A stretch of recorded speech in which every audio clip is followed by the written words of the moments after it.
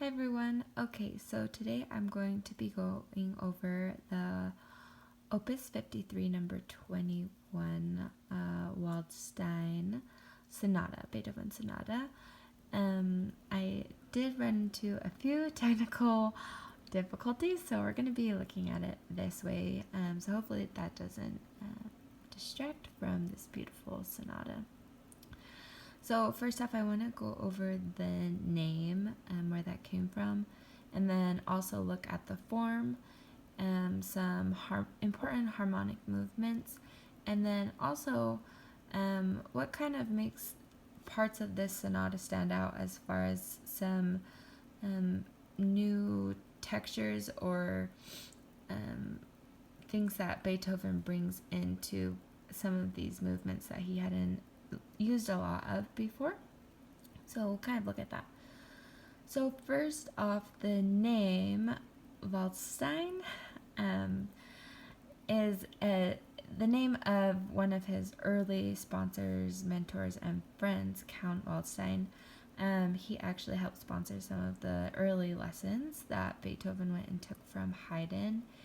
And he also noted in his notebook wishing Beethoven luck on this opportunity he had to take from Haydn, that he could hope that he learned much skill from him and also could play with the spirit of Mozart, who had just recently passed then. And so this is a dedication to him. So if we look at the first movement, it's really exciting right from the get-go. First movement in C major.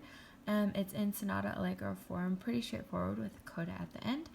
So this first theme we have is in C major and just starts pianissimo, super exciting, dun dun dun dun dun dun dun dun dun dun dun. And then we have this call and response that becomes a really big part of this first theme.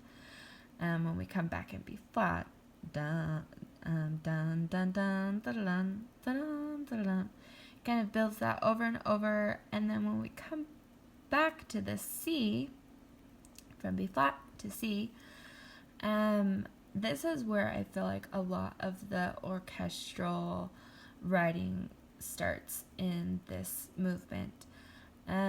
Before I had done much research on this, just listening to the recording, it sounded so much like this was the strings, and then we kind of hear this little call and response bounce around the orchestra from woodwind section, and maybe even coming into here possibly a solo instrument.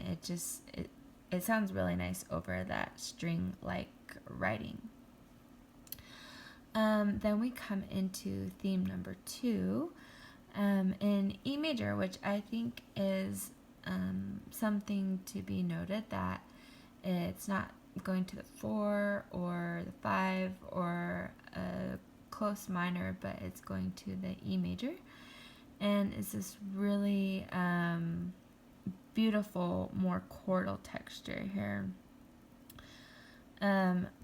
It starts up in the soprano here, dropping down to the alto, then on this next page going to the tenor, and then also bass here.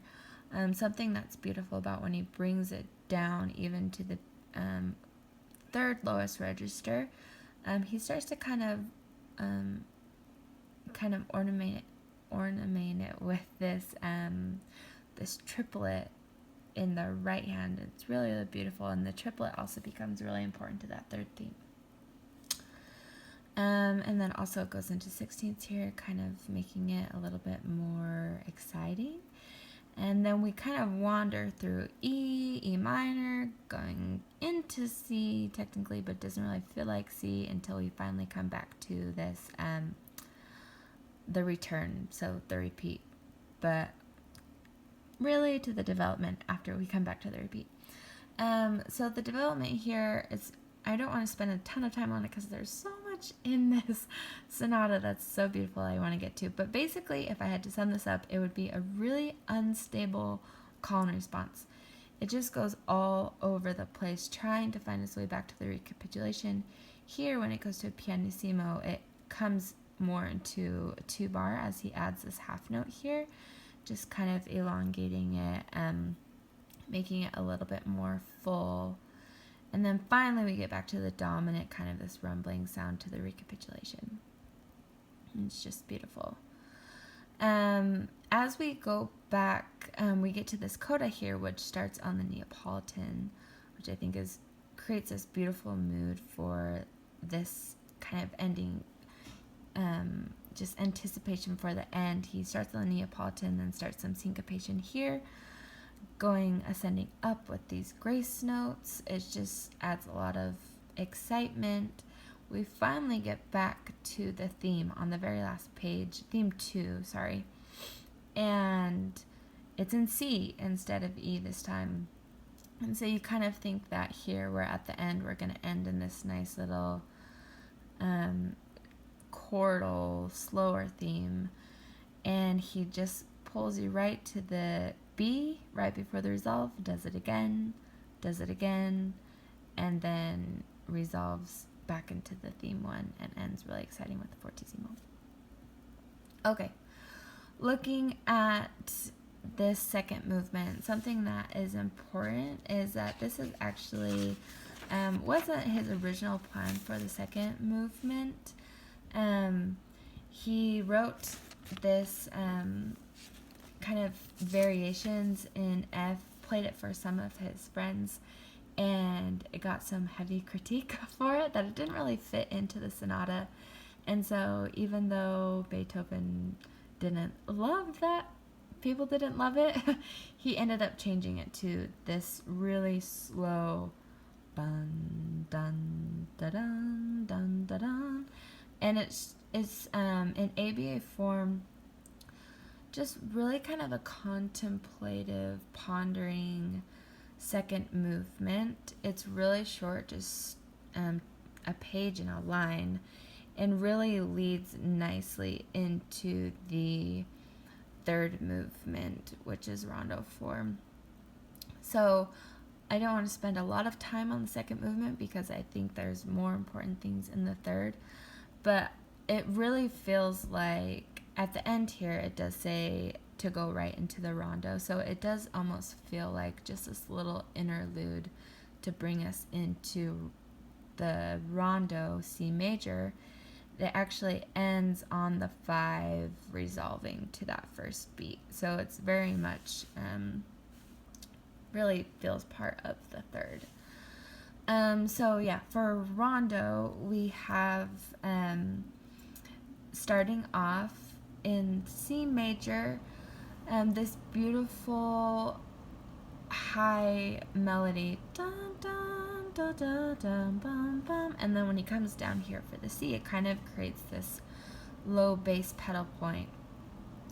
Speaking of pedal, this is one thing that I thought was super interesting and something to be touched on in this third movement, is that this pink is the pedal, and Beethoven writes this in, so putting the pedal down, holding it, lifting up here.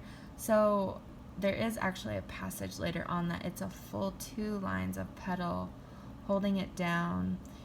And if you look here, we kind of go in and out of C major and C minor, and that pedal stays the whole time. And so I think it just creates this really beautiful kind of celestial sound. It's really up high in the register, and so it feels really heavenly, like you've just kind of entered up into the clouds, especially coming up higher and higher and higher from that second movement. He's really brought us somewhere else from where we were in the low beginning of that low second movement, and also the low beginning in the first movement. So these are also some of the pedal markings. Here, another thing that he does, which is really beautiful and super difficult. I mean, I haven't played it, but I can only imagine that it would be really difficult. But he has this trill here in the right hand. You're trilling this with the right hand, and then also playing this melody up high, dun dun da da da dun bum, with the same hand as we have this really beautiful ornamentation. Not ornamentation, but it just kind of decorates that melody. As I was watching the Schiff lectures on this, he talks about how Beethoven actually wrote a note in the music saying that this is how it's supposed to be played, but if that is too difficult, then here's another revision that can be made. So he knew that it would be hard for the performer, but so beautiful. Okay, and the B, it's totally different mood. Da da da da da da da. We have these triplets that bring back the excitement and the movement here. Some more motion. Here, this is quite different than anything that's been in the first or second movement. The more I researched it, it really talks about how that is kind of a tribute, not really tribute, but comes from maybe some Russian folk song. Not really one in particular, but they were talking about how Beethoven really loved to write off of what he heard, and this definitely could have been inspired by Russian folk music. So I thought that was really cool that he involved that in the more exciting B section. We come back to the A here. We get that beautiful melody, a lot of similar things. Then we're in C minor. It's interesting because he has the A section, which is so beautiful, so celestial. B picks up the motion a little bit, goes back to the really nice A, high, beautiful section. When he comes back to C, he starts with some syncopation back and forth. We're in C minor now. And does a lot of that triplet motion that takes us into more excitement. Once he gets here, he's almost stretching back, like he wants to go back to that melody. Dun, dun, da, da, dun, dun, dun. Goes into F, goes into D flat, but he can't really find it. Here, more allusions to the theme, but doesn't go back to it. Dun, dun, dun, dun, dun, dun. So he starts just kind of putting these little fragments of the original A around, but he doesn't get back until here when we finally get back to that C major version of it. Okay, so then we get to the coda here at the end, prestissimo. This, we finally get the full melody back from our A. Dun, dun, da, da, da, da, da, da, da, da, dum, bum. But this time it's just prestissimo and happy, lively. It just kind of reminds me of joy, jubilation, as it just feels like an ascension here at the end. He's just going and going. A lot of intense, dynamic markings. We have fortissimo, pianissimo, fortissimo, pianissimo, and then pianissimo marking here, bringing back that trill figure.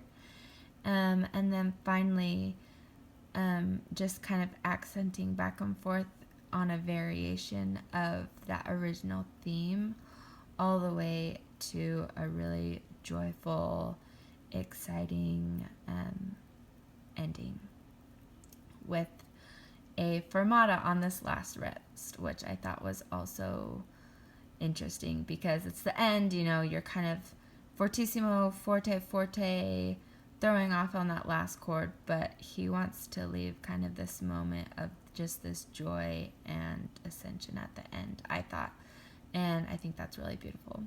So I hope that everyone takes some time to go listen to this piece. It's so beautiful and something that would be really fun and I think good for the soul to play. Really beautiful. Thanks for listening.